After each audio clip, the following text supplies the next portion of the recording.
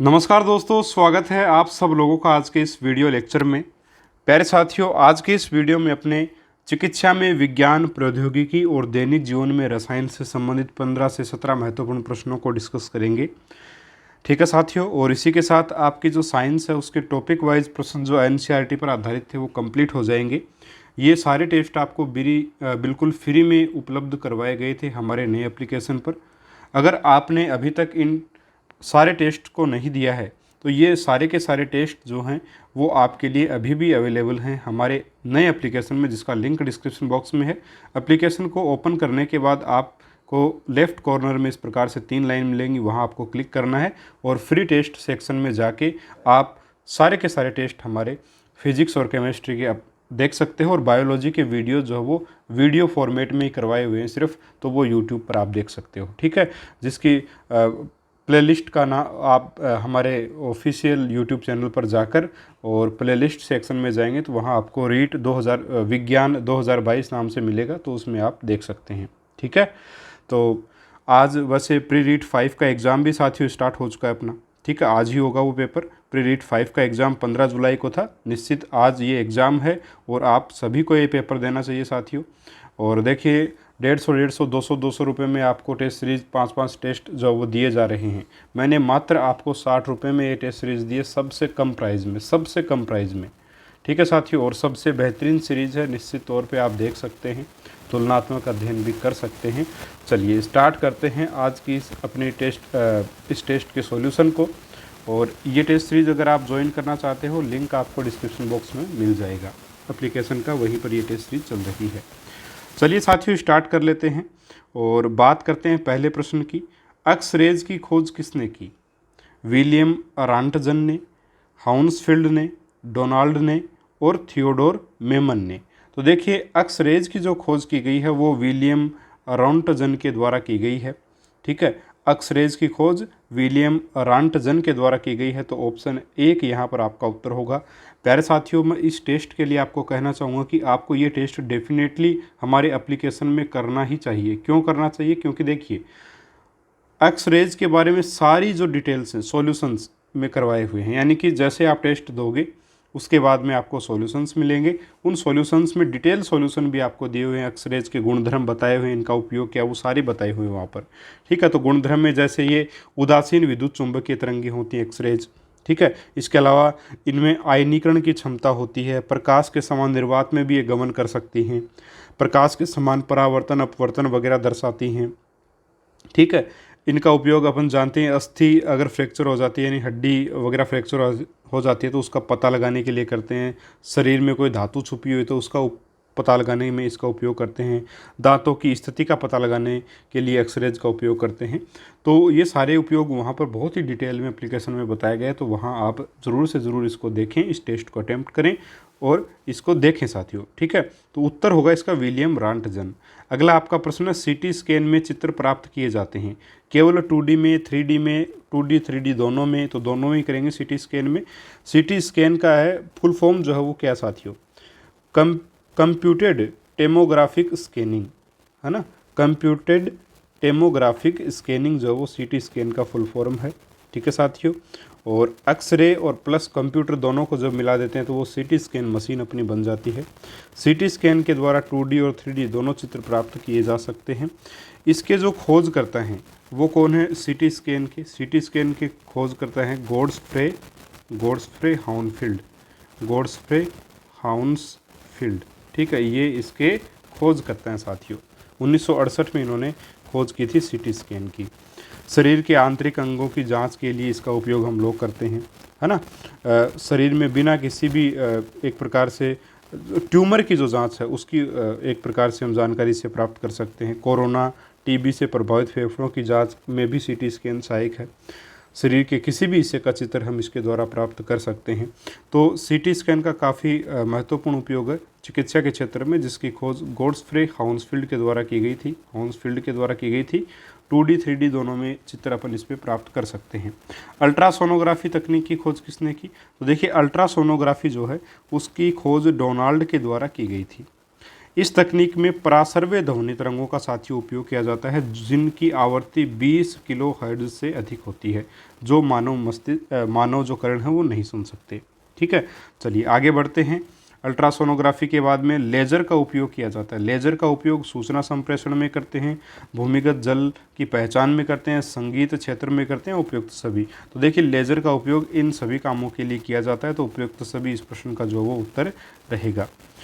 अब बात करें आगे प्रश्न नंबर 5 की, तो लेज़र के खोजकर्ता कौन है? लेज़र के खोजकर्ता साथियों हैं थियोडोर मेमन। ठीक है, बहुत बार पूछा गया प्रश्न, महत्वपूर्ण है, याद रखिएगा। इसके बाद में बात करें MRI से संबंधित कथनों पर विचार कर सही कथनों का चयन कीजिए। MRI देखिए यह मस्तिष्क तथा मेरुरज्जु की जांच व अध्ययन के लिए अति उपयोगी है। दूसरा, इस तकनीक में अक्स किरणों का उपयोग किया जाता है। तीसरा, यह तकनीकी नाभिकीय मैग्नेटिक रेजोनेंस के सिद्धांत पर कार्य करती है। इसमें अत्यधिक प्रबल चुंबकीय क्षेत्र तथा रेडियो तरंगों के वातावरण में उत्पन्न हाइड्रोजन परमाणुओं के केंद्रकों के विद्युत आवेश व लघु चुंबकीय गुणों को उपयोग में लाया जाता है। तो देखिए पहला और तीसरा कथन दोनों सही हैं, लेकिन इस तकनीक में अक्स किरणों का उपयोग किया जाता है, ये गलत है। अक्स किरणों का उपयोग जो है वो साथियों इसमें MRI में मैग्नेटिक रेजोनेंस इमेजिंग, जिसकी फुल फॉर्म है MIR की,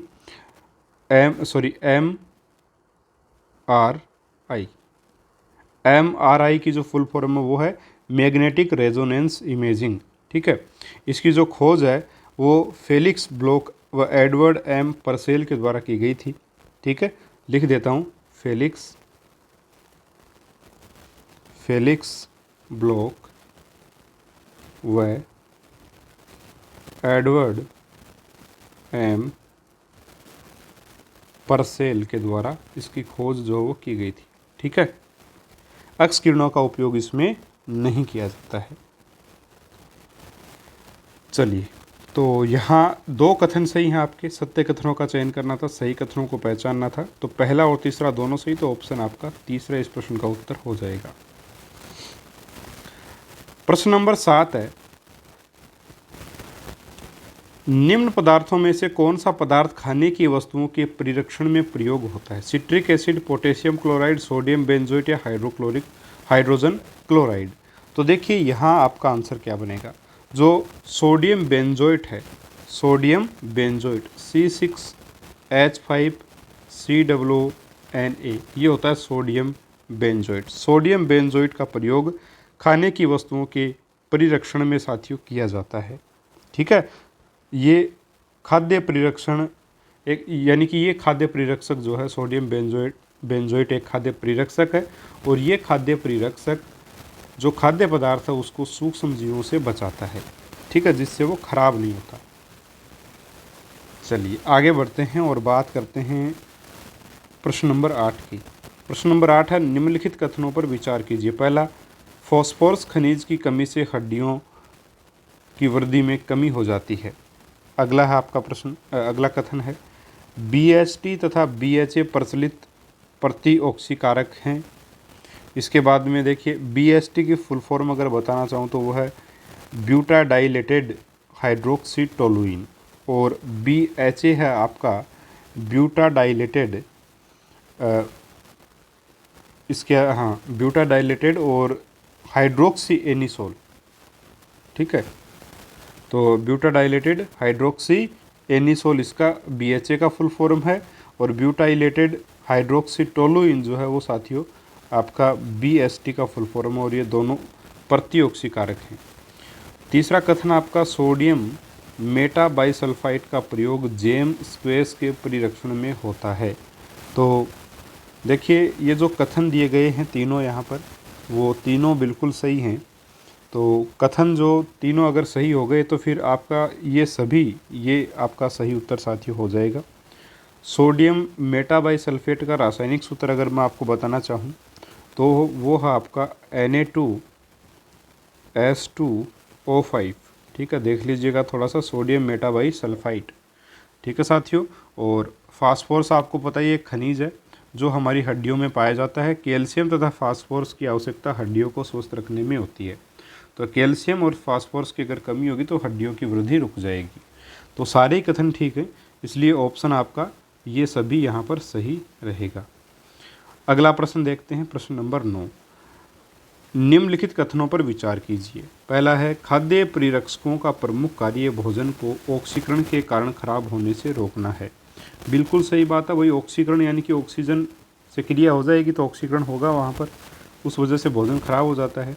तो परिरक्षक क्या करते हैं, ऑक्सीकरण को रोक देते हैं और भोजन को खराब नहीं होने देते, तो ये तो सही है। फिर सोडियम बेंजोएट, वनस्पति तेल, साधारण नमक आदि प्रमुख परिरक्षक हैं। अभी अभी हमने पढ़ा कि सोडियम बेंजोएट का एक परिरक्षक है। वनस्पति तेल जिसमें हम लोग अचार वगैरह डालते हैं, साधारण नमक ये भी अचार में डाला जाता है, तो ये भी आपका परिरक्षक है। तो वनस्पति तेल, साधारण नमक ये भी परिरक्षक है। सारे के सारे या तीनों के तीनों जो दिए गए हैं वो खाद्य परिरक्षक हैं। इसलिए यहाँ अगर सही कथन पूछा जाए तो एक का कथन भी सही है और कथन नंबर 2 भी सही है।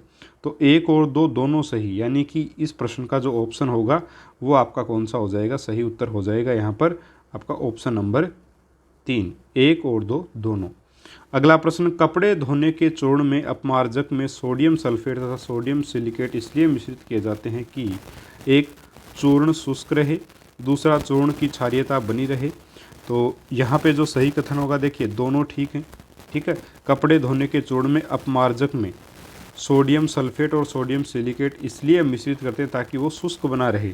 ठीक है, अपमार्जक का जो चूर्ण है वो शुष्क रहे और उसकी क्षारीयता बनी रहे, जिससे वो सफाई अच्छे से कर सके। ठीक है, तो 1 और 2 दोनों कथन बिल्कुल यहाँ पर ठीक हैं। अगला आपका प्रश्न, नीचे दिए गए कथन ए और कारण आर को पढ़िए तथा कूट की सहायता से सही उत्तर दीजिए। कथन ए है, कृत्रिम प्रक्षालक यानी कि अपमार्जक कठोर जल में अधिक झाग बना सकते हैं। दूसरा कारण आर है, कृत्रिम प्रक्षालक कठोर जल के साथ कैल्शियम और मैग्नीशियम के घुलनशील लवण बनाते हैं, इसलिए अधिक झाग दे सकते हैं।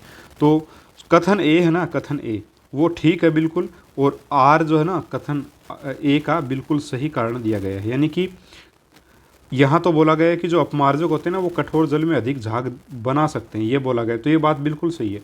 अब इस बात को साबित मतलब अधिक झाग क्यों बनाता है, क्योंकि कठोर जल के साथ क्रिया करके ये जो कृत्रिम अपमार्जक है ये कैल्शियम और मैग्नीशियम के घुलनशील लवण बना लेता है और एक प्रकार से मैल को आसानी से निकाल देता है और झाग अधिक देता है। ठीक है, तो इसका उत्तर जो है वो ऑप्शन ए होगा। ए और आर दोनों सही तथा आर ए का सही स्पष्टीकरण है।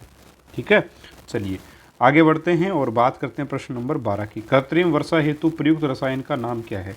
Silver bromide, ammonium nitrate, silver iodide या ऑल ऑफ एबव। तो देखिएगा यहाँ उत्तर रहेगा भाई, जो कृत्रिम वर्षा है उसके हेतु रसायन का जो नाम यानी कि कृत्रिम वर्षा के लिए जो रसायन हम लोग प्रयुक्त करते हैं वो है silver iodide AgI। Silver iodide AgI ये इसका उपयोग किया जाता है क्लाउड सीडिंग, मौसम में बदलाव लाने की ऐसी प्रक्रिया है जिसमें बादल से इच्छा अनुसार वर्षा कराई जा सकती है। सामान्यतः क्लाउड सीडिंग प्रक्रिया में सिल्वर आयोडाइड और शुष्क बर्फ जैसे यौगिकों का उपयोग जो वो किया जाता है। ठीक है, तो सिल्वर आयोडाइड यहाँ पर आपका आंसर जो साथियों रहेगा। अगला प्रश्न, रासायनिक दृष्टिकोण से सिंदूर क्या है? जो सिंदूर होता है वो कैल्शियम कार्बोनेट है, पोटेशियम नाइट्रेट है, पोटेशियम नाइट्रेट है। पोटेशियम नाइट्रेट 2 बार आ गया क्या यहाँ पे? हाँ जी, 2 बार लिखा गया। और तीसरा है मरकरी सल्फाइड, तो ये आपका सही उत्तर होगा ऑप्शन नंबर 4। ठीक है, मर्क्यूरिक सल्फाइड। सिंदूर का जो रासायनिक नाम देखिए मरकरी और सेकंड लगा हुआ, इसका मतलब मर्क्यूरिक है, इक लगा हुआ है ना, मर्क्यूरिक।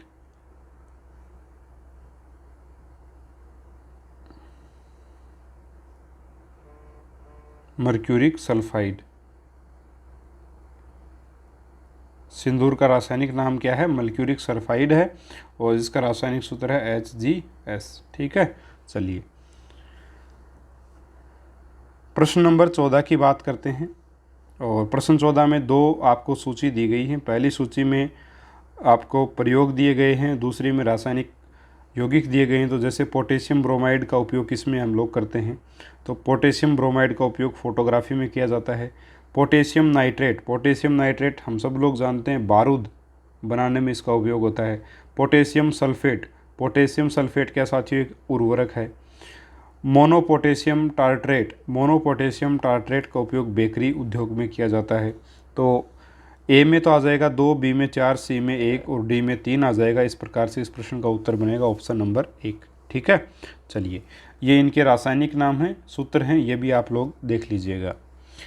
प्रश्न नंबर 15 की बात करते हैं। प्रश्न 15 है, निम्नलिखित में से कौन सा युग्म सही सुमेलित है? Silver iodide horn silver, silver chloride कृत्रिम वर्षा, जिंक फास्फाइड चूहे का विष, जिंक सल्फाइड फिलास्फर ऊन।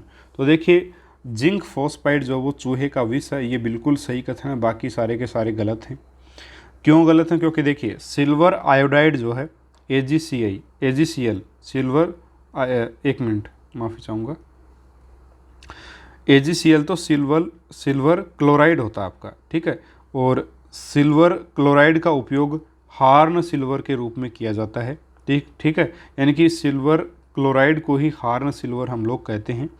तथा सिल्वर जो आयोडाइड है यानी कि AgI जो उसका उपयोग कृत्रिम वर्षा में साथियों किया जाता है, ठीक है। तो यहाँ उल्टा दे रखा है। जिंक फास्फाइड का उपयोग चूहे का एक प्रकार से विष ही होता है।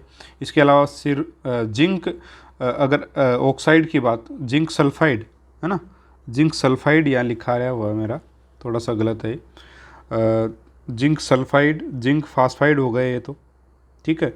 जिंक फास्फाइड का जो रासायनिक सूत्र है वो है Zn3P2 और इसे चूहे का विष भी साथियों कहा जाता है। चूहे के विष के रूप में इसका उपयोग जो वो किया जाता है। इसके अतिरिक्त जो जिंक ऑक्साइड है या जिंक ऑक्साइड आना चाहिए था, जिंक ऑक्साइड का जो प्रयोग है वो फिलास्फर ऊन के रूप में किया जाता है। अगर यहाँ पे जिंक ऑक्साइड दिया होता, ZnO दिया होता तब तो ये सही था, लेकिन जिंक सल्फाइड है इसलिए गलत हो जाएगा। तो ये भी गलत है और ये भी गलत है, ये भी गलत। तो सही सुमेलित है आपका ऑप्शन नंबर 3, ठीक है।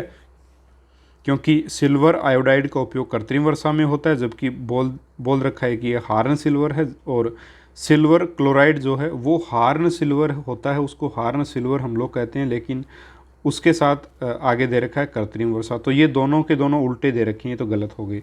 जिंक ऑक्साइड होता तो उसको फिलास्फर ऊन साथियों एक प्रकार से फिलास्फर ऊन के रूप में उसका उपयोग करते हैं, लेकिन यहाँ पे जिंक सल्फाइड है इसलिए ये भी गलत है, असुमेलित है। तो ऑप्शन 3 ही इस प्रश्न का उत्तर जो वो रहेगा। अगला आपका प्रश्न, निम्नलिखित में से किन बहुलकों का उपयोग बुलेट प्रूफ वस्तुओं को बनाने में किया जाता है? बुलेट प्रूफ वस्तुएं बनाने के लिए केवलर और लेक्सोन का उपयोग करते हैं साथियों, ठीक है। जो ग्लिप्टोल है आपका, ग्लिप्टोल जो है, ग्लिप्टोल एक आपका कृत्रिम प्लास्टिक है साथियों, या अपन बोले कि थर्मोसेटिक प्लास्टिक है, थर्मोसेटिंग प्लास्टिक, यानी कि ये गर्म करने पर आसानी से मुड़ते नहीं हैं, है ना, वो होते थर्मोसेटिक प्लास्टिक, कठोर प्लास्टिक। ग्लिप्टोल में किसी प्रकार की यानी कि तन्यता इसमें नहीं होती, इसलिए इसका प्रयोग पेंट बनाने में जो वो साथियों किया जाता है। किसका? ग्लिप्टोल का। बाकी केवलर तथा लेक्सोन जो है वो बहुलकों का उपयोग जो है, केवलर और लेक्सोन बहुलक हैं, इनका उपयोग बुलेट प्रूफ शीशा, किचन के बर्तन आदि बनाने में किया जाता है, ठीक है। तो उत्तर जो रहेगा इस प्रश्न का 1 और 3 ये रहेगा। अंतिम प्रश्न है प्रश्न नंबर 17। साबुन के संदर्भ में निम्नलिखित कथनों पर विचार कीजिए और सही कथन का चयन करें। पहला, साबुन के अणु लंबी श्रृंखला वाले कार्बोक्सिलिक अम्लों के सोडियम और पोटेशियम लवण होते हैं। बिल्कुल सही कथन है साथियों। अगला, साबुन के मिसेल प्रकाश को प्रकीर्णित कर सकते हैं जिससे साबुन का घोल बादल जैसा दिखता है। यह भी बिल्कुल सही है। तो 1 और 2 दोनों कथन सही, इसलिए आपका उत्तर ऑप्शन नंबर सी हो जाएगा। इस प्रकार से साथियों विज्ञान के जो टॉपिक्स थे आपके वो सारे कंप्लीट होते हैं, ठीक है। अब कल तो देखिए आपका टेस्ट रहे, आज तो जो टेस्ट आपका वो प्री रीड का टेस्ट रहेगा, ठीक है।